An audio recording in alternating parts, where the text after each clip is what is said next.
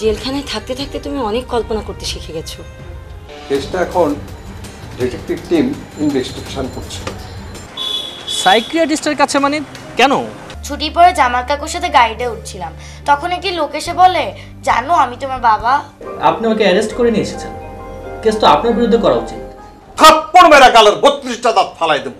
এসব কথা বলতে লজ্জা করছে না তোমার? তারপর হঠাৎ একদিন ভাবলাম আমি তো আমার স্ত্রীকে খুন করিনি। ডিটেকটিভ ব্রাঞ্চ চাচ্ছে এই মাসে একটা ডিএনএ টেস্ট করবে। তাই আপনি যদি দয়া করে আপনার হাজবেন্ডের একটা শার্ট অথবা একটা প্যান্ট আমাদেরকে দিতেন। স্ত্রী? আমি তোমার?